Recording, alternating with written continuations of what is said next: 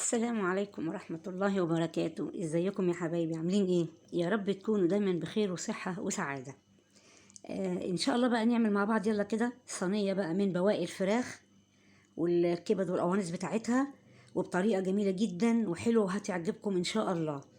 انا بجيب الفراخ وبشيل الجلد بتاعها طبعا، وبعمل ايه بقى؟ بقسمها، بشيل الوراك لوحدها والصدور لوحدها، وبقيت بقى اللي هي البواقي دي كلها بحطها في كيس لوحدها عشان ايه؟ عند الاستعمال اعملهم كده. ليه بقى؟ لان ممكن تعملي من الصدور شاورما، تعملي منها بانيه، والوراك برضو ممكن تعملي منها اي حاجه. لكن بقى البواقي دي كلها دي مع الجناحات والكبد والقوانص بعملهم بقى صينيه بطريقه لذيذه جدا.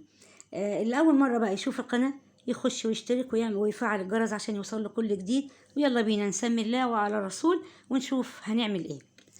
انا طبعا بعد طبعا ما خليت بقى الحاجات دي كلها وسبت كراكيب الحاجات دي كلها البواقي وحطيتها في كيس، غسلتها كويس جدا جدا جدا. بعد كده بقى نقعتها في ايه؟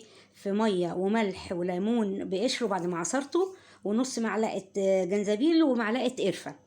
القوانص بقى دي بالذات بتبقى فيها حتت ايه صفرة كده ماسكه فيها من جوه، وايه وحاجات يعني لزجه.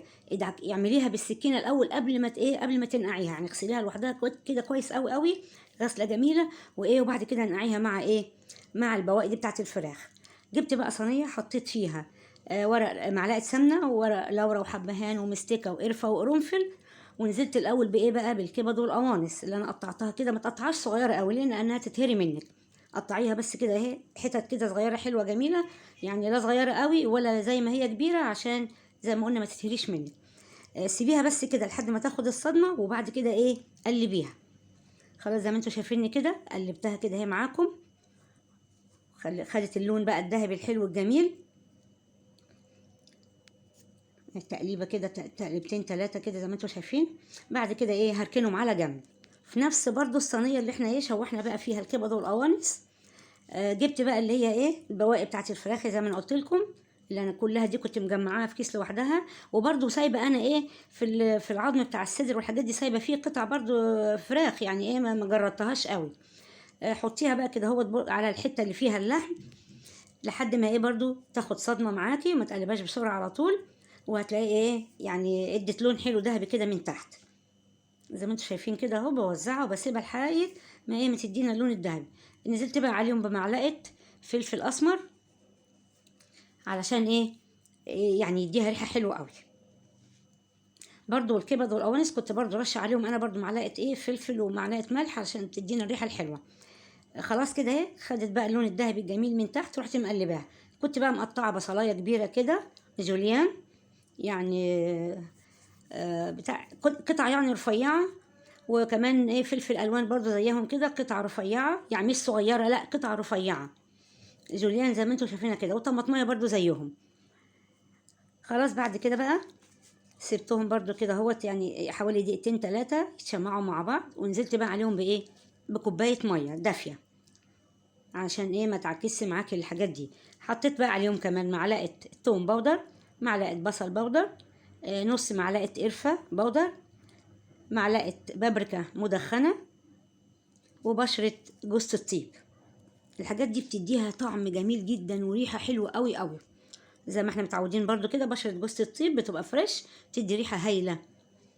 خلاص على كده هقلبهم بقى كلهم مع بعض عشان يتجانسوا كده كلهم مع بعض.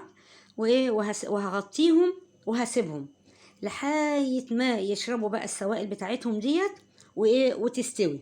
لو لقيتيها برضو لسه ما استوتش وما فيهاش ميه وسوائل دي، حط لها برضو ايه؟ نص كوبايه ميه دافيه. خلاص بعد كده بقى ايه؟ بعد خلاص بقى ما لقيتها استوت كده وبقت جميله قوي، كنت انا بقى مولعه الفرنه وايه وحطيتهم على الشبكه اللي في النص عشان يحمروا، مش عشان يستووا، لانهم هم فوق استووا، لان هم حاجه ضعيفه جدا طبعا مش هتاخد معاكي وقت. عملت بقى جنبيهم شويه رز بقى بالكاري بالزبيب، جميل جميل جدا. بقول لك الريحه والطعم حكايه، يعني من شويه بواقي اهم حطيتهم انا في الكيس لوحدهم، ادتنا اكله هي جميله وحلوه قوي ومكفيه. بص بقى الكبد والقوانص هي حطيتها على جنب، والاجنحه برضو هي والهيكل بتاع الصدر برضو حطيته اهو. بصوا شكله، يعني بصوا الطعم عايزه اقول لكم خطير، وهي كده في الصينيه شكلها مغري جميله جدا. حطي بقى جنبهم شويه مخلل، شويه سلطه، لو انت برضو عايزة تجيبي خضرة، جرجير، فجل، اي حاجة اللي انت بتحبيه. بس هي كده اكلة جميلة جدا وهتعجبك جدا جدا ان شاء الله. جربوها بقى وتقولوا لي ايه رأيكم في الكومنتات. واللي اول مرة يشوف القناة يخش يشترك ويفعل الجرس عشان يوصل له كل جديد. وبالهنا والشفا حبايبي، والسلام عليكم ورحمة الله وبركاته.